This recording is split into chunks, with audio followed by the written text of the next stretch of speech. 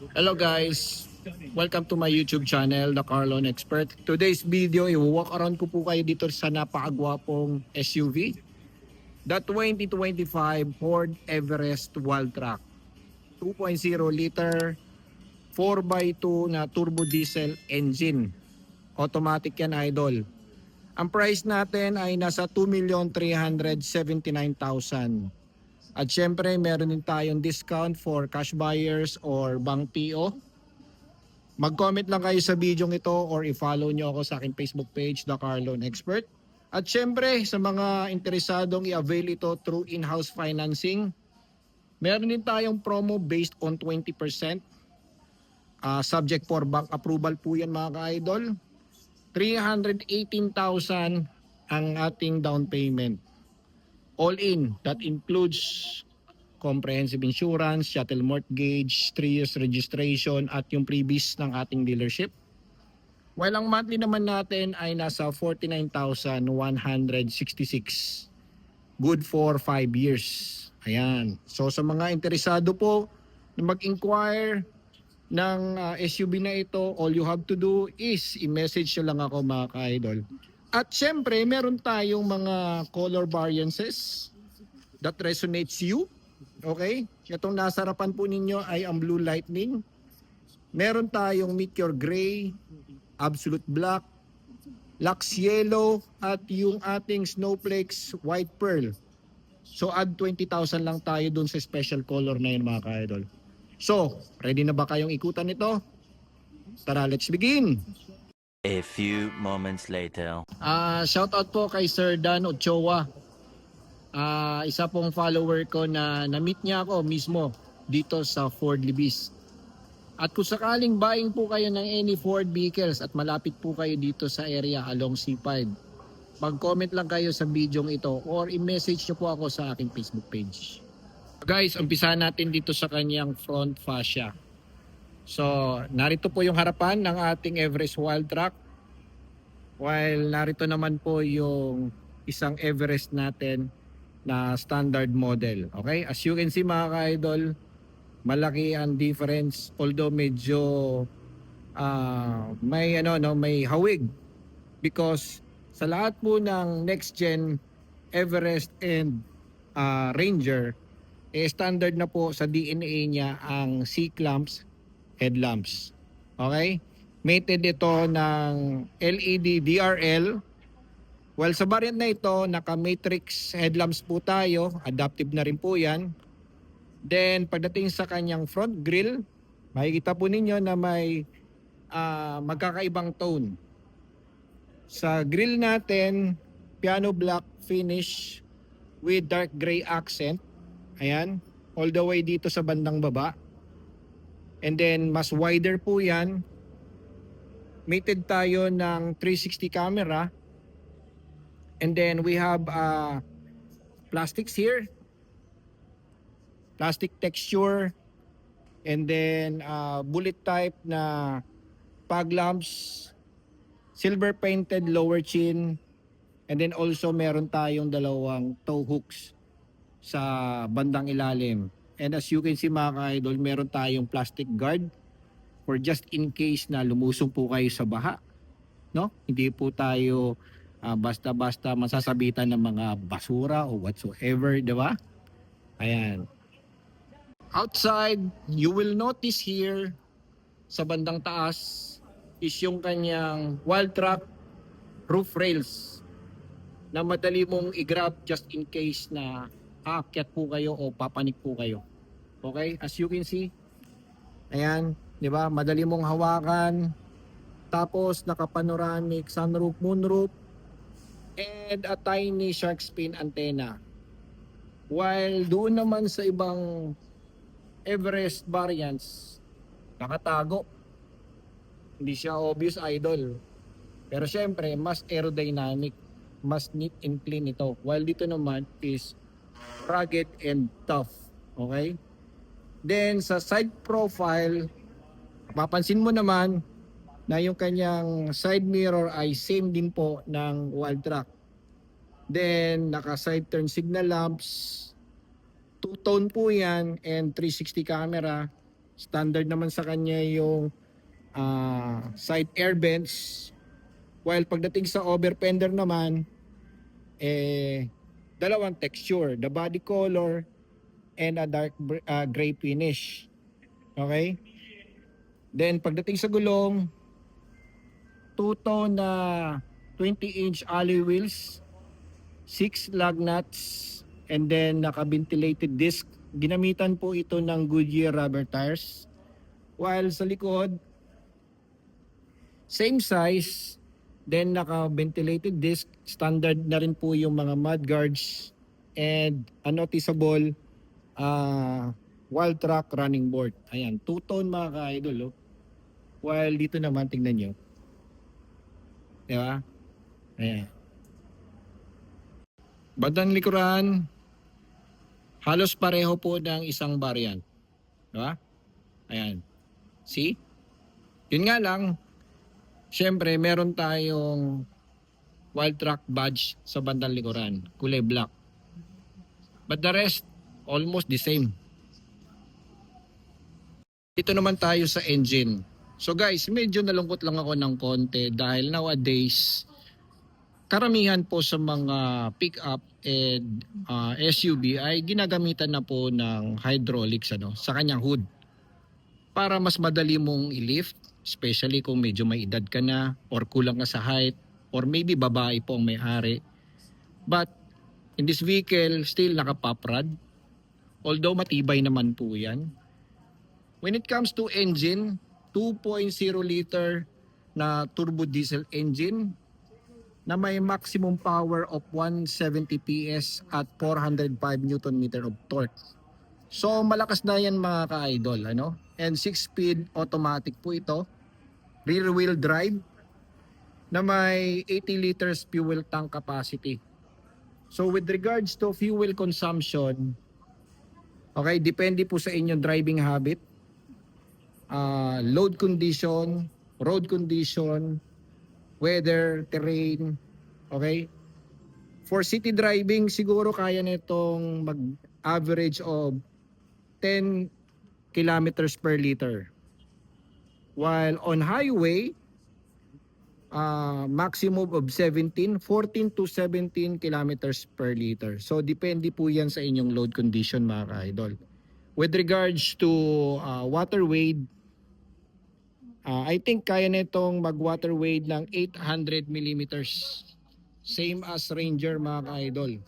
So meaning, kaya niyang tumakel more than dito sa kanyang gulong. Ayan. And knowing Ford, kilala po yan sa taller, wider, and longer.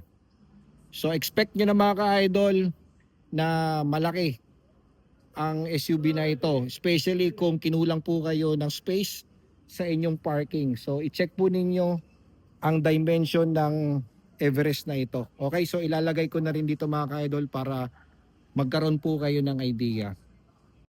Then dito naman tayo sa kanyang interior. But before that, let me remind you na naka-keyless entry po tayo and then push start engine.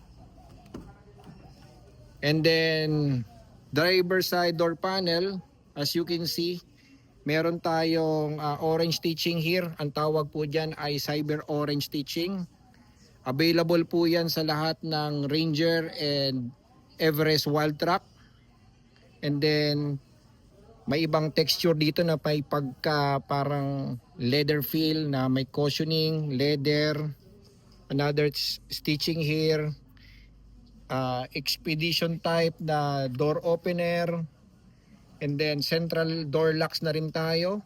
Advantage din po yung ating door locks when it comes to emergency, emergency exit. Let's say nag-away kayo ni Mrs., biglang gustong umexit, madali po siyang maka-exit. And then power retract yung ating side mirror. A speaker here, bottle holder. Narito yung ating dashboard. Medyo maiksi lang. Advantage sa mga mahilig maglinis ng ating dashboard. Yung mga drivers na ayaw ng maraming clutter, kagaya ko, advantage din po yan. And then as you notice, meron tayong grab handle dito sa kanyang A-pillar. And then another grab handle din po doon sa passenger and driver. While sa bandang likuran, ang makikita po ninyo ay grab handle doon sa B-pillar. Okay? Pagdating sa ceiling, ayan, wala na. And then meron tayong mga pin light na LED, individual air vents, and yung kanyang pinagmamalaking panoramic sunroof and moonroof. Narito po yung switches para doon, lagayan ng ating shades. Okay, pagdating sa visor, meron tayong salamin para sa mga drivers na mahilig manalamin.